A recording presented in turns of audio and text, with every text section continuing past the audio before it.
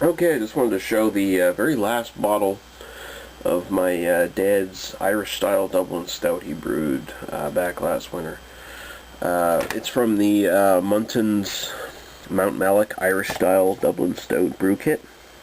Okay, and he brewed it the 20th February.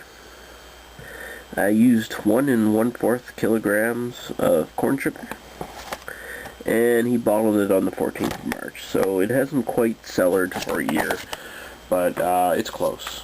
It's fairly close. Give or take a month or two. At this point, it doesn't really make a huge difference. So yeah, this isn't going to be a traditional review or anything. I just wanted to showcase the last beer, give my thoughts and impressions on how it tastes. I don't know which video it is. I had a couple of videos of different homebrews way back in my archive there somewhere. One of them's for this one, an earlier taste of this one. I can't honestly say which one it is now. But anyway, if you want to go searching for that. But yeah, as you can see, I already poured it. I put it in this oversized wine glass, which I just recently bought. I wanted to do the Zach Avery thing once in a while and see if I could capture more aroma.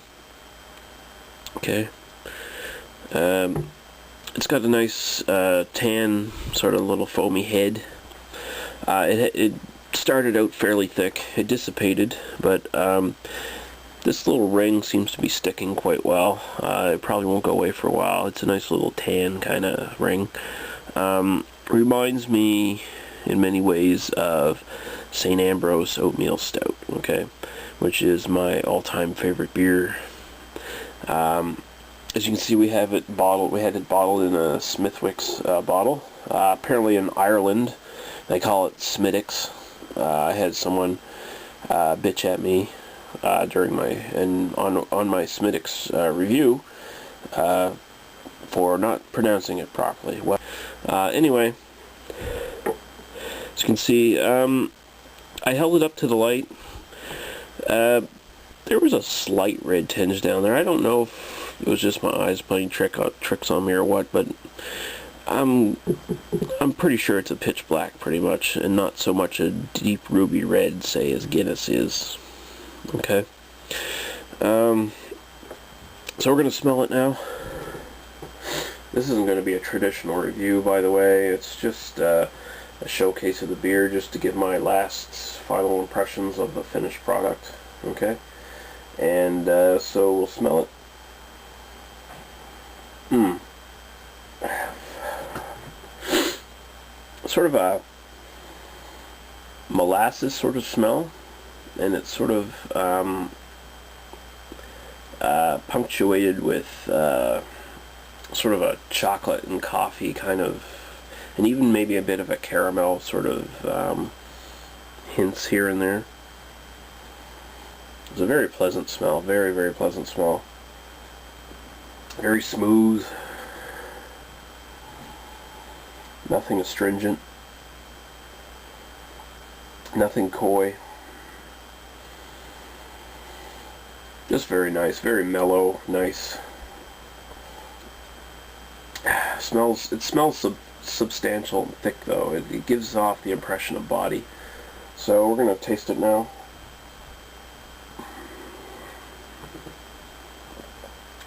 Oh yeah. A nice thick body to the taste and the mouthfeel. Again, there's more of that molasses, but there's also sort of an oatmeal sort of smell. Tastes like an oatmeal stout, slightly sweeter. It's really where that sort of coffee and chocolate tastes, they sort of come up front. And there's a very mild bitterness at the end. Sort of very much traditional of a stout. Most stouts, they don't go high in the IBUs. Actually, they're fairly low in the IBUs. They have enough bitterness that you notice it, and they're usually more bitter than standard ales. But they don't get up there with IPAs, for instance. This beer, actually, this has a lot of nice character to it. It was worth sitting it and cellaring it for as long as we did. I'm really sad that this is the last fucking bottle. I wish I had more. So yeah, just a final word on homebrewing. This is an excellent beer.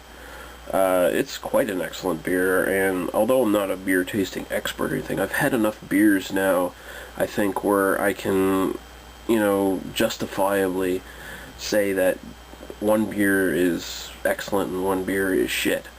And this is actually quite an excellent beer. And this is just following the instructions on a standard brew kit. Okay? What my dad and I do, we don't do anything fucking fancy. So far all we've been doing is following the brew kit instructions. You can go leagues and fucking whole new dimensions beyond what the standard beer kit instructions tell you.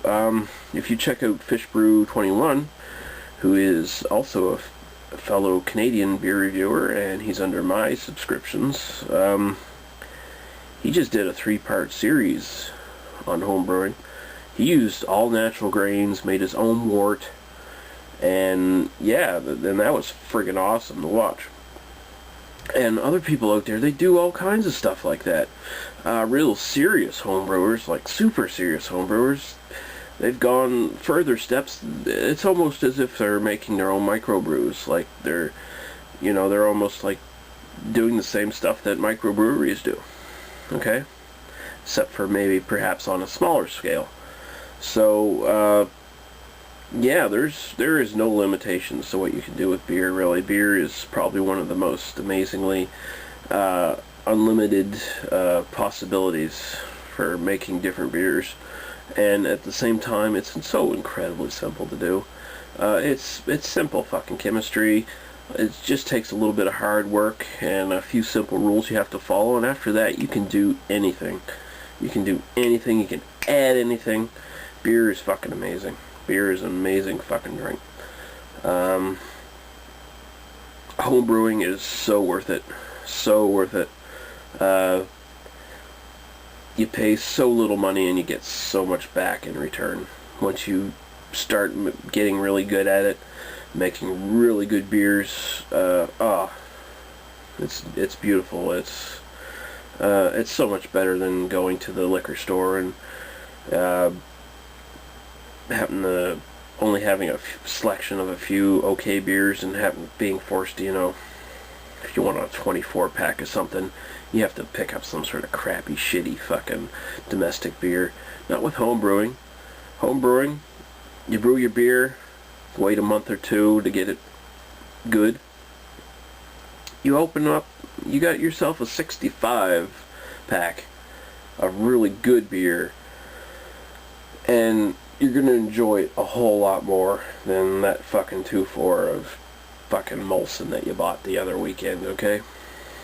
It's just such a satisfying hobby all around, and well worth doing. So yeah, anyway, I guess as Norm would say, from Beer Expedition, enjoy your beer, and we'll see you next time, folks. Cheers.